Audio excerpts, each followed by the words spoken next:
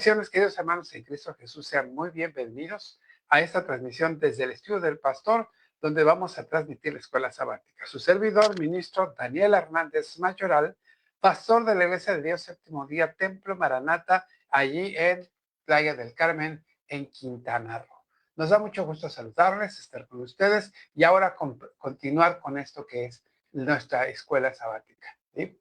Vamos a darle gracias a Dios por lo que va a suceder, porque la verdad está muy interesante, ¿sí? Saludamos a todos los hermanos que se están conectando con nosotros y que el Señor les bendiga hoy y siempre. Gracias, hermanos. Gracias por estar aquí. Hermanos, en Cristo vamos a comenzar nuestro estudio de escuela. Y esta semana, pues tenemos aquí, hermanos, esta escuela que se llama, el título de la escuela es Noé, edificar aunque parezca absurdo. Ese es el título. Está interesante. Noé, edificar aunque parezca absurdo.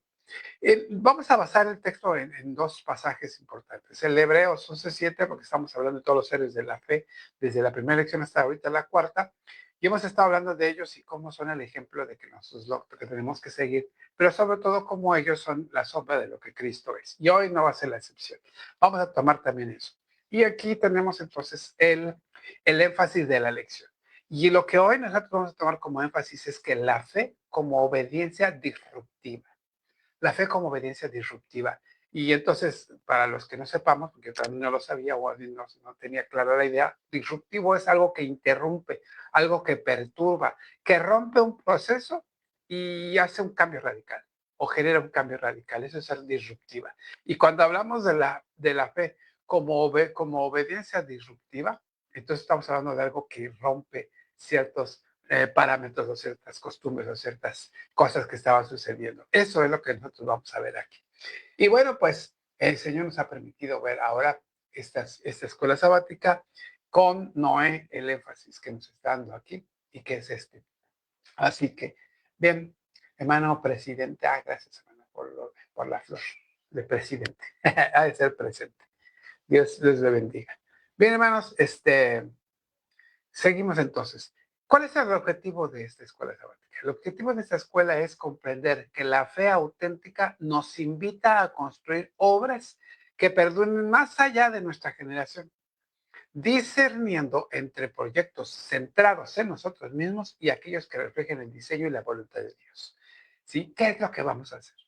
¿Sí? Vamos a comprender que la fe auténtica nos invita a construir obras que perduren, más allá de nuestra generación. ¿Cómo lo vamos a hacer? Bueno, discerniendo entre proyectos centrados en nosotros mismos y aquellos que reflejan el diseño y la voluntad de Dios. Esas son las dos preguntas de hoy, las que vamos a tener, esas dos.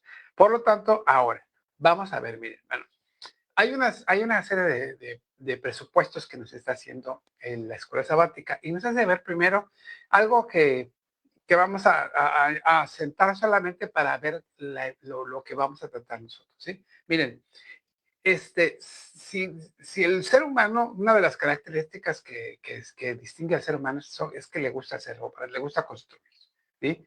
Él, esta gente le gusta de alguna manera trascender. Habíamos visto que trascender por la longevidad o trascender en otras cosas, en las hazañas que fue la semana pasada que vimos, pero en esta se habla de obras. Y ahí tenemos, mira, ninguna obra, ninguna construcción del antiguo o de la antigüedad se hizo porque la gente es humilde, no, se hizo para decir que somos, que ahí estamos, que aquí estuvimos. Las pirámides de Teotihuacán, las mayas, las egipcias, la muralla china, bueno, un sinfín de obras que se hicieron y se siguen haciendo, son para decir aquí estamos, son para mostrar que nosotros estamos haciendo presencia. Son grandes edificaciones para mostrar su poderío. Aquí estuvimos o aquí estamos, ¿sí? Entonces, a través de todas esas construcciones de las grandes culturas, la gente o algunos logran trascender, por ejemplo, la pirámide de Keops, el faraón, ¿no? Pero todas esas obras, de alguna manera, ninguna ha tenido relevancia como la construcción de Noé. ¿Por qué? ¿Por qué la de Noé sobrepasa todas estas? Bueno, eso es lo que vamos a ver. Porque miren, de alguna manera vamos a entender en el concepto de lo que nosotros tenemos como la palabra de Dios, cómo esta obra de Noé puede hacer algo mucho mejor que cualquiera de todas esas obras. Todas esas obras estuvieron muy bien, muy bonitas y sirven para que conozcamos muchas cosas, pero hermanos, no nos están reflejando realmente algo más allá como lo que hace Noé. Miren, por ejemplo, el arca de Noé, o sea, bueno, esta arca no es una construcción que ha perdurado por siempre. Incluso se han visto algunos vestigios o se ha encontrado en los montes de Ararat, que donde fue donde reposó el arca, ¿sí? Se han encontrado algunos vestigios que dicen que allí estuvo el arca o ahí se quedó. Pero su presencia no la tenemos ya. En cambio, todavía tenemos la de Keops, o las de aztecas, o los de los Teotihuacán, o la de los mayas, o algunas otras más como la muralla de Chile. Todavía la tenemos. Sin embargo, lo que nosotros somos, vemos, lo del arca no la tenemos. Sin embargo, hermanos, la obra del arca trasciende más allá por el significado que esto representa. Y eso es lo que vamos a ver, ¿sí? Entonces, hermanos, miren, lo trascendente de una obra no está en la construcción en sí o su durabilidad, sino en el motivo y las consecuencias de la hazaña de Noé. Que bueno, en este caso el arca tuvo con Noé, ¿sí? Para todo el género humano. O sea, las obras que construye el ser humano tienen cierto motivo y ahí se queda. Pero la obra que hizo Noé con esa arca trasciende porque tiene o hace algo que es una de las consecuencias de la hazaña de Noé, que hace para que toda la humanidad se salve. Miren, vamos a poner esto, ¿sí? Miren, la proeza de Noé recae en su justicia, en su tenacidad y en su constancia en permanecer en la voluntad de Dios, a pesar de lo que vivió o de que vivió en una época adversa. ¿Sí? Ese es uno de los méritos de Noé, su tenacidad, su constancia y su voluntad, o que persevere la voluntad de Dios, a pesar de todo lo que estaba pasando, a pesar de todas las circunstancias que tenía. Luego entonces, como Noé está viviendo esta situación, no tiene esto, entonces vemos nosotros que lo que está sucediendo es importante. Bien, ¿qué ocurría en ese momento? Según el Génesis capítulos 6, 7 y 8 y 9, creo, 6, 7, 8, no recuerdo si hasta el 9. Bueno, la lectura nos dice que sí, que es hasta el 9. En estos pasajes dice que en el capítulo 6 vemos que la maldad de los hombres crecía, se multiplicaba, ¿sí? Era mucha ya en la tierra. Entonces, todo el signo de los pensamientos del corazón de ellos eran de continuo solamente el mal. Eso lo dice en Génesis 6. Ahora, si eso es lo que estaba ocurriendo, hermanos, si eso es lo que estaba ocurriendo ahí, aquí es donde entra el asunto de Noé. Déjame decirles que hay muchas historias, no solo la de Noé, dice acerca de un diluvio. Hay historias como la epopeya de Gilgamesh, ¿sí? Hay otras historias y varias mitologías en todo el mundo, diseminadas por todo el mundo, que narran acerca de un diluvio universal, ¿sí? Pero, por ejemplo, solo como muestra, en la epopeya de Gilgamesh, en la del Gilgamesh, estamos viendo nosotros que en esa epopeya, este Gilgamesh, acerca del relato bíblico de Noé, la diferencia es que aunque estas hablan de una inundación, ¿sí?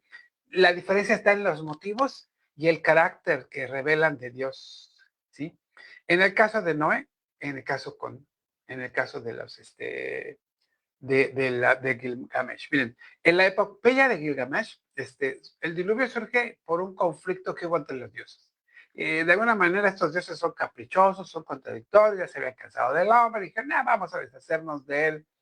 Y entonces deciden enviar un diluvio. Antes de que esto ocurra, Enil, que es uno de los dioses que está ahí, como que va de chismosito y va a ver a y van a ver, Enil es el que quiere destruir. Ea, que es el dios que más apegado a los seres humanos, más chismosito fue y le contó el chisme a Utnapishtim. Utnapishtim, este hombre, vamos a decir lo que es el paralelo a Noé, pero en la epopeya de Gilgamesh. En esta, sí, es avisado por Ea y entonces él construyó un barco. Y aquí, hermano, la inundación, hermanos, no responde entonces a un propósito como el que es el de Noé.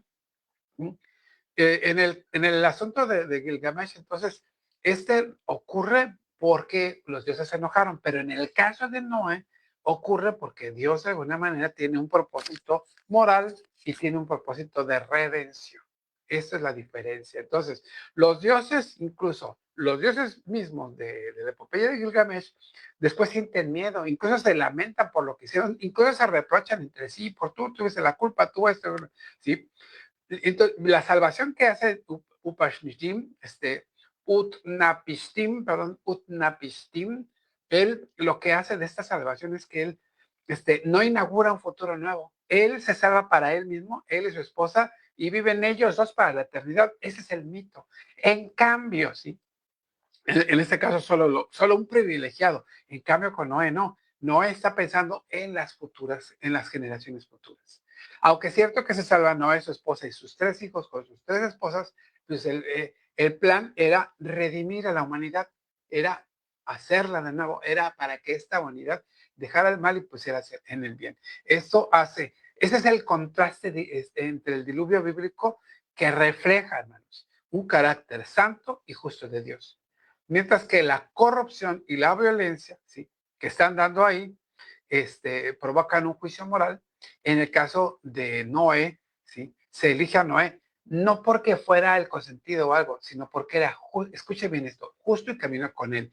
Esto me lleva a una reflexión, hermanos. Si Noé fue salvo, no porque Dios dijera, tienes que hacerlo para salvarte, haz el arca, no.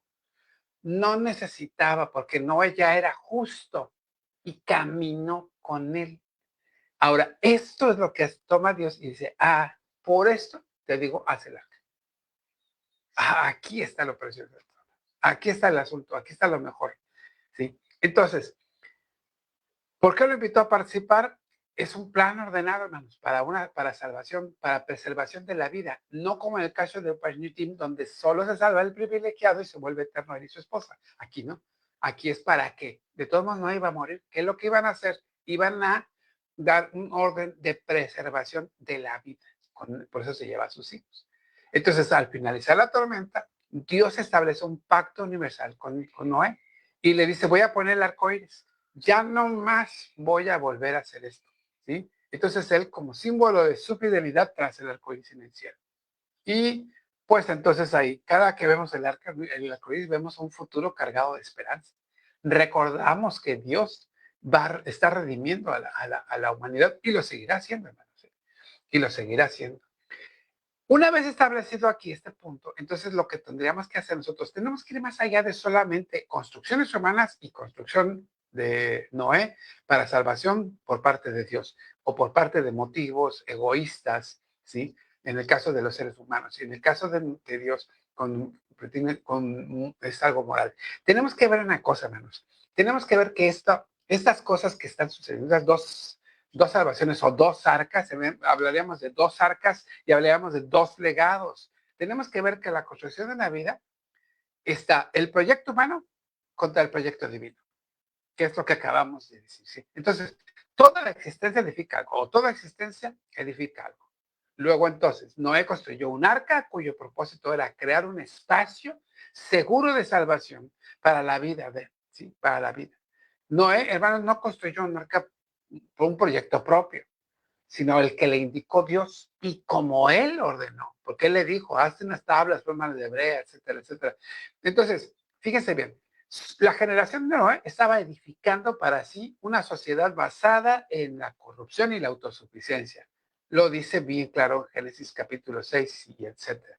¿Sí? Ahora, el proyecto de Noé, bueno, los proyectos con los que el diluvio arrasaría, esos proyectos que la gente hace, eso que estaba haciendo. Entonces, vean ustedes esto. Noé invirtió su vida en una obra que solo tenía sentido en Dios. La gente lo veía, la gente lo escuchaba, la gente lo miró, bueno, lo presenció todo esto y hermanos decían, este cuate está bien zafado. No puede ser posible que haga esto, porque ellos pensaban que, pues, imagínense nada más. Según la escritura, Noé tenía 500 cuando empezó a construir y tenía 600 cuando terminó. Entonces se tardó 100 años en construir el arca. Entonces, imagínense nada más este panorama, hermano, para que usted se dé cuenta nada más. Lugar seco, lugar desierto, no hay ni una gota de agua porque la gente no sabía que llovía, todavía, ¿no? ¿Sí? Recuerden todavía lo que dice la escritura acerca de cómo los ríos regaban los campos. Bueno, en aquel tiempo desierto, y ahí se pone a construir un arca, o sea, un barcote, algo grande. Cada tabla, cada martillazo, cada serruchazo que daba, la gente decía, ahora sí a Noé se deschavetó.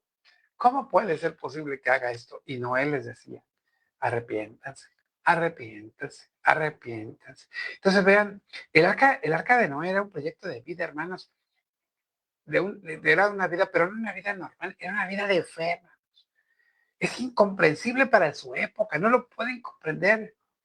Pero esta obra tiene un alcance de salvación para generaciones. Por eso les decía que la obra del Noé del arca, esa es la diferencia con las obras humanas. Aunque estas perduren y todo, no tienen un propósito más que el egoísmo y la presunción y la vanidad. Este tiene un propósito de salvación y de vida. Ese es el proyecto de Dios que tiene como propósito redimir lo que ya se consideraba perdido. ¿Cómo ve usted? Ese es el asunto aquí. Por eso está una construcción o una obra o un legado humano contra una construcción, una obra o un legado divino. Esa es la diferencia. Ahora, si esto sucede así, entonces, hermano, lo que tenemos que entender que los legados que perduran, hermano, van a trascender o van a ser siempre en la obediencia. No van a ser en algo que sea solamente porque la gente quiere. Miren, la epopeya de Gilgamesh, ¿sí? El contraste con lo que sucede, perdón, con lo que sucede con Noé. Entonces, revela esos dos legados, esas dos formas. Uno termina con uno mismo. Gilgamesh comienza y en Gilgamesh termina. Y el otro impacta la eternidad. Porque lo vemos, cada que vemos el arcoíris, ¿qué pensamos? Dios va a venir y Dios tiene un propósito para nosotros. Entonces, hermanos, vean ustedes, podemos establecer la diferencia entre el legado del capricho contra el legado del pacto.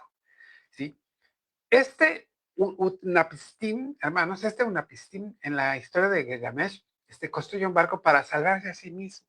Esa es la cuestión con él. Como recompensa que recibe, la inmortalidad individual. ¿Y esto de qué habla, hermanos? Entonces, habla de una historia acerca de aspiraciones egoístas humanas. Y fíjese bien, hermano, yo creo que a veces muchos de nosotros tenemos un tipo de salvación, pero que es el modelo Gilgamesh, o sea, solo yo.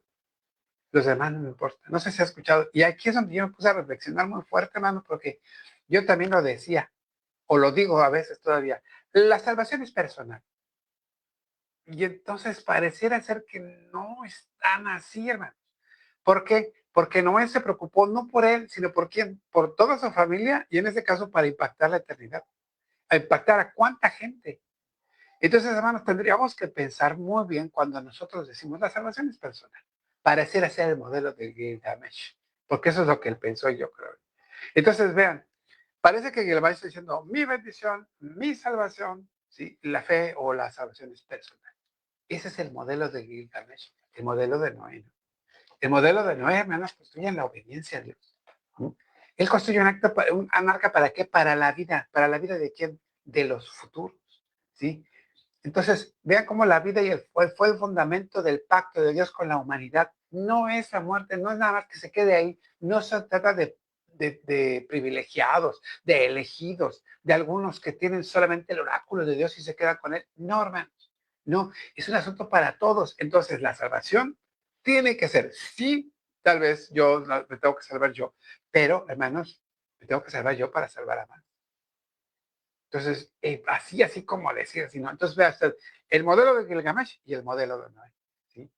Entonces, el modelo de Noé, lejos de ser una reliquia, de ser una pieza exhibida en un museo, está hablando del futuro de la redención para todo ser viviente, ¿sí? Y hermanos, si nosotros nos quedamos solo allí, podríamos pensar pues, que Dios ya nos salvó ahí y ya no tendríamos nada que hacer. Pero hermanos, no, miren, la obra viene creciendo y en Cristo esto que hizo Noé, no es más que la sombra de lo que Cristo iba a hacer. Fíjense bien en esta reflexión, hermano, y a ver si la comparte conmigo. Si la comparte conmigo, me manda un like, así un dedito para acá. Pero escuche bien, ¿sí? ¿En dónde fue miren, a ver, voy a empezar así. Génesis. ¿Por qué fuimos expulsados? Porque comimos del árbol de la ciencia del bien y del mal, pero ahí estaba el árbol de la vida, ¿sí? Cuando lleguemos hasta la eternidad, cuando vayamos con Cristo, cuando estemos en la eternidad, ¿sabe qué nos va a recibir? El árbol de la vida. Y sus hojas son para sanidad de las naciones. ¿Se acuerda Apocalipsis? Árbol y árbol. Ahora, fíjese bien. ¿De qué hizo Noé el arca? Para salvación de la humanidad de ese tiempo. De árbol, de madera. Va ligando lo que yo estoy pensando. Entonces, cuando llega a Cristo, ¿qué se da cuenta? ¿Y dónde crucificaron a Cristo? Que es el donde nosotros basamos el hecho de que su crucifixión para nosotros significó la vida nuestra. Su muerte significó la vida. ¿Y dónde murió Jesús? Claro.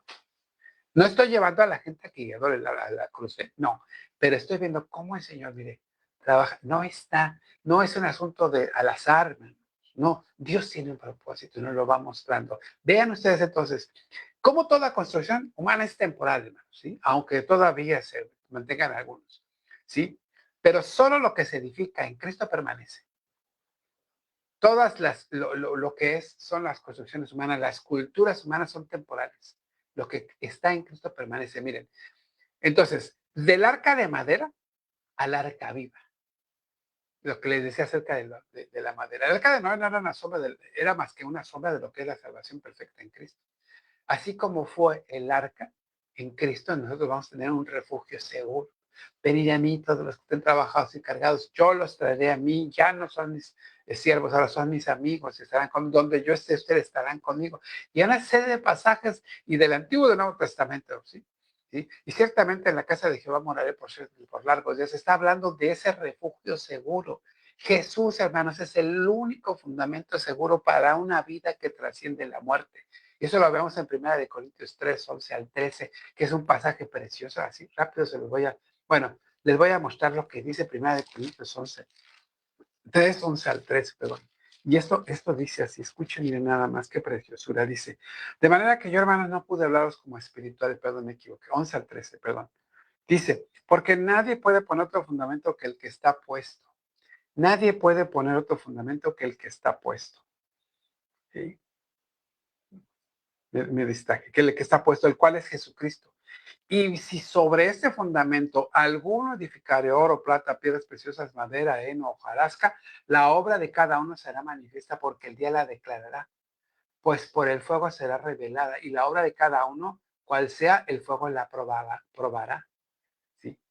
Aquí nosotros vemos cómo entonces las obras no trascienden. Lo que trasciende es que estamos en Cristo. Si nuestra obra en Cristo, hermanos, va a trascender. El fuego la va a probar, ahí está. Cristo es el único refugio seguro.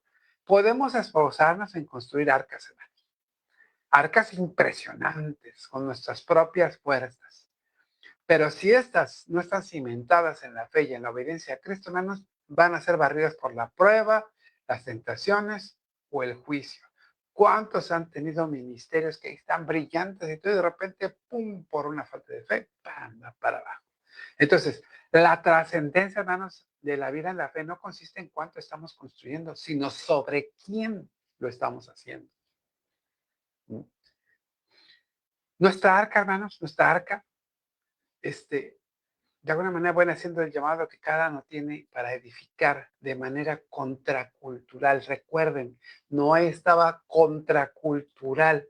Cada serruchazo, cada clavo, cada martillazo, cada tabla estaban hablando de algo en contra de lo que la gente estaba haciendo. Mientras ellos se casaban y se daban en casamiento, como dice el libro de Lucas, ¿sí? Él estaba en contra de esa cultura donde solo se vivía el egoísmo, la vanidad, la violencia, etc.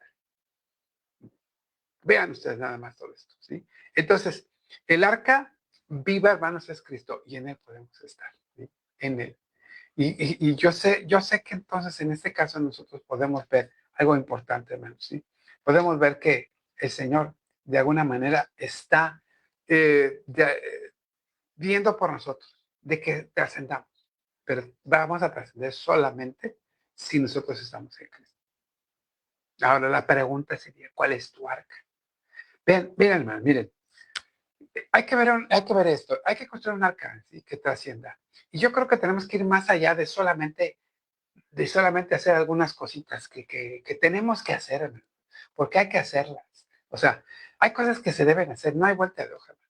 Si nosotros estamos pensando en que solamente vamos a hacer lectura de la Biblia, oral, etcétera, o sea, está bien, pero tenemos que hacer algo más allá. ¿Qué es lo que hace Noé, hermano, para que esto no está dedicando su vida completa? Miren, le voy a decir así, miren, se trata no solamente de hacer, sino dejar de hacer. Noé podía seguir haciendo las cosas que hacía con toda la gente de su cultura, pero ¿sabe qué no hace? Noé empieza a no hacer esas cosas. La gente que hacía violencia, vanidad, vanagloria, egoísmo, etcétera, etcétera. Él no, él se dedica a lo que Dios le dijo. Y hermanos, veras, créanme, hermanos, que hoy no estamos muy lejos de eso, hermanos. No estamos lejos. Miren, hermanos, muchos de nosotros estamos dejando que la cultura del mundo invada nuestra forma de ser, cuando debería ser, como no hay, absoluta obediencia. Si nosotros conocemos ya mucha parte de la verdad en Cristo, deberíamos vivir, hermano. Aunque los demás nos digan que estamos locos, que estamos deschavetados, que nos falta un tornillo, tenemos que hacer como Noé, hermanos, vivir en esa obediencia total a Dios, que es lo que hizo Cristo. Por eso Cristo fue menospreciado, vilipendiado. Miren, Cristo fue el epítome ya de lo que la gente creía que era la locura. ¿Sí? A Cristo lo criticaban, decían, ahí viene ese comedor, bebedor, borracho, le decían a él. Era increíble cómo podía la gente menospreciarlo de esa manera. Y él sabe qué hizo, obedeció a Dios. Fue a los pobres, fue a los que estaban perdidos. Yo no he venido sino a salvar lo que se había perdido. Vine a las ovejas perdidas de la casa de Israel. Eso fue lo que vino a hacer. Luego entonces, si es así, hermano, nosotros tendríamos que pensar, ¿qué es entonces lo que tenemos que hacer nosotros? O sea, no basta, hermano. ¿Dónde estamos edificando nuestra vida? No basta solo con leer la Biblia y eso. ¿Qué es bueno? Léanla, porque si no hay que van a aprender. Pero tenemos que hacer más allá. Tenemos que ser, ¿qué? Lectores y hacedores de la palabra. Tenemos que ser gente que ore, pero tenemos que también ir a buscar al prójimo, buscar a aquel que está perdido. ¿Cómo estamos edificando nuestra vida? Esta arca, hermano, que parecía absurda para su generación, estamos construyendo nosotros un arca así, como Noé. Entonces nosotros estamos llamados también a una obediencia que tal vez, hermanos, no reciba aprobación inmediata de nuestro entorno, pero forma un legado duradero. Al final va a tener que ser. Y yo se los digo, hermano, porque es importante que nosotros hagamos cosas, o más bien, decidamos hacer cosas en favor de lo que nosotros creemos. Si el Señor me dijo, hazlo, hazlo. Y yo lo comento siempre, hermanos, en mi testimonio es para mí es muy importante y muy fuerte, porque estando yo en la Ciudad de México con trabajo, tenía yo tres trabajos, hermanos. Trabajaba yo de maestro, tenía, de hecho, cuatro, ¿no? Bueno, tres. Trabajaba de maestro en dos colegios y tocaba en un restaurante, tocaba el piano. Y hermanos, estaba pastoreando en la iglesia. Tenía todo, tenía casa, tenía carro, tenía un buen salario, tenía todo. Estaba yo bien. Y sentí una necesidad en mi corazón de venirme para Cancún porque sabía que los hermanos estaban padeciendo porque no había gente que les predicara el evangelio. O sea, sí había, pero sentían que estaban como que hacían falta más y más y más. Y yo tenía mi corazón se lo puse a Dios en sus manos. Y hermanos, crea lo que es. Yo le dije, Señor, si tu voluntad, dime cómo me voy. Sí, para venirme una mudanza me cobraba 20,000 pesos. En el 2000 me cobraba 20,000 pesos para venirme a Cancún con todas mis cosas. No tenía casa, no tenía trabajo, no tenía ni dinero para venirme, tenía solo 4,000 pesos. Bueno, los demás era para los pasajes, pero 4,000 disponía yo, no, pues no me voy a poder ir. Y se lo dejé al Señor, hermano. Señor, tú sabrás. Y entonces, hermano, llega un primo de mi esposa que se dedicaba a las mudanzas foráneas, esas vuelos y mudanzas, todas esas cosas, creo que se llama Transportes López. También hacía mudanzas foráneas y llega a la casa y me dice, oye, Daniel, me enteré que te quieres ir a Cancún. Yo voy a Mérida, traigo medio camión vacío, dame 4,000 pesos para gasolina, 4,000 para gasolina de Mérida a Cancún y te llevo tus cosas. Ni tado ni perezoso. Subí todo lo que pude. Dejé casa, dejé trabajo, dejé iglesia, dejé todo, porque seguí lo que yo sentí en mi corazón que Dios me estaba diciendo. Ve a Cancún a predicar el evangelio. Hermanos, estaba construyendo, que la gente decía, estás loco. ¿Qué te pasa? Tienes todo aquí. Y me vine a Cancún. Hoy, 25 años después, yo no me arrepiento de haberme venido para acá, hermanos. Y no creo que fue fácil. Todavía encontré adversidad y todo. Pero hermanos, decidí obedecer a Dios. Decidí obedecer a Dios. Llegué sin trabajo, llegué sin dinero, llegué sin casa, llegué. Mi cuñado me prestó su casa, un cuñado me prestó, otro cuñado me prestó un tanque así chiquitos de esos de gas y como pudimos con las cosas cuando llegaron y como pudimos nos metimos, nos acomodamos, busqué trabajo y miren hasta ahora. Yo estoy obedeciendo. Ahora, hermanos, lo que yo hice en ese momento le parecía locura a mis cercanos. Me dijeron hasta de lo que me iba a morir. Pero, hermano, pregúntese usted, hermano. ¿Usted está construyendo y lo que está construyendo surge de la voluntad de Dios o de sus propias aspiraciones? Porque Noé pudo haber hecho proyecto mío con Upanashtim o Ushpanashtim, pero no, ¿qué dijo? Dios lo mismo. ¿Sí? Entonces, para eso entonces tendríamos que identificar qué consume la mayor parte de nuestro tiempo y si esto refleja un propósito centrado en Dios o si es mi propósito. No estoy diciendo que deje de trabajar, pero tendríamos que revisar. Tendríamos que revisar lo que estamos haciendo. Entonces, hermanos, hay que identificarnos con esa arca que estamos construyendo. Puede ser un ministerio, puede ser un discipulado, puede ser la familia, etcétera, ¿sí? Y tendríamos que establecer, hermanos, algunas cosas para poder vivir en integridad, algunos límites para poder estar en integridad con Dios. Entonces podríamos vivir así. Entonces, por ejemplo, mi vida espiritual es constante, aunque no se vea, hermanos.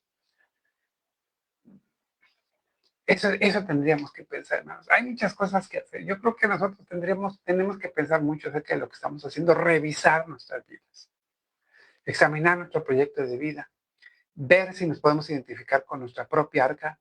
Ya recuerde que hay dos arcas, la tipo Gilgamesh y la tipo Noé. ¿Cuál es su arca que está haciendo usted? ¿Cómo está su arca? Ese es el asunto. Entonces, lo que tenemos que es, hermanos, practicar la constancia y la obediencia, hermano. Porque miren, la trascendencia se construye día a día con actos de verdad que edifiquen. Y hay que adoptar cosas. Les digo, está bien, hay que la oración, hay que empezar por cosas sencillas, la oración, la lectura de la Biblia, actos de servicio, visitar a los necesitados, desarrollar disciplinas espirituales, participar en un ministerio, todo esto que fortalezca nuestro caminar con Dios. Pero sobre todo, hermanos, lo que tendríamos que ver es que vamos a dejar como legado. Porque todo eso lo pide la iglesia y qué bueno, lo hacemos. Pero a ver qué hacemos. ¿A quién estamos bendiciendo nosotros? Lo que hacemos, ¿a quién bendice? Y ese es un asunto que tenemos que pensarlo muy, muy seriamente. Ya me pasé, ya terminando, yo estoy terminando de predicar, mira, hasta estoy sudando, porque bueno, estoy de veras tocado por esta escuela sabática, ¿sí? Tocado, porque yo sé que el Señor va a hacer algo tremendo, tremendo. Y yo sé que Dios tiene algo para nosotros. Entonces, lo que tendríamos que hacer, hermanos, es buscar realmente, por ejemplo, hermanos, lo que tendríamos que hacer realmente nosotros es evaluar, evaluar nuestro legado. ¿Qué vamos a dejar? El día de mañana, ¿qué van a decir de nosotros? Eso es lo que tendríamos que hacer. Por lo tanto, hermanos, yo lo invito a que juntos pensemos en eso. Y tal vez esta semana lo que podríamos hacer, hermanos, sería, hermanos, de alguna manera, podríamos a lo mejor buscar a una persona y llevar a cabo un acto deliberado de edificación espiritual. Y deberíamos nosotros mostrar algunas actitudes que realmente vayan en contracultura con lo que nosotros hoy hacemos. Hermanos, mire, yo como, espero que no me lo vayan a tomar mal, pero miren, le decía a la iglesia, ahora regresando de las vacaciones de diciembre, hermanos, para el próximo año háganme una promesa, o háganse una promesa, ustedes hagan una promesa a Dios. Por favor, no se tomen fotos con el árbol de Navidad atrás. Porque, ¿cómo nos tomamos fotos? Y si quizá eso puede ser una forma sencilla de demostrar que estamos en contracultura. No lo sé, no lo voy a criticar, ¿no? Pero yo diría aquí. Hermanos, entonces la pregunta es, ¿qué sacrificaría, aunque parezca absurdo, algo que con tal de obedecer a Dios? ¿Qué podría sacrificar? Recuerden, hermano, el arca es lo que nosotros vamos a construir, ¿sí? Es lo que vamos a construir. Y por lo tanto, ahora, nosotros pensemos en esto, ¿sí? Y eso está muy interesante. Noé construyó durante décadas algo que nadie entendía, preparándose por algo que nadie había visto. Es que su vida enseña que la forma, que la fe toma decisiones que la cultura considera irracionales, pero que sostienen el propósito eterno de Dios. El arca representa cualquier acto de obediencia que solo tiene sentido a la luz de la eternidad. Noé condenó al mundo no con palabras o resentimiento, sino con qué, hermanos, con martillo y serrucho, edificando pacientemente lo que Dios ordenó. Porque como fue en los días de Noé, así también serán los días del Hijo del Hombre. Comían, bebían, se casaban y se daban en casamiento hasta el día en que entró Noé en el arca y vino el diluvio y los destruyó a todos. Lucas 17, 26 al 27. Hermanos, vivamos edificados, vivamos edificando para el reino, aunque a esto al mundo le parezca absurdo. ¿Qué arca estoy construyendo? ¿Y de qué material? Y sobre todo, ¿en quién descansa mi proyecto de vida? Que el Señor me los bendiga a todos. Paz a ustedes.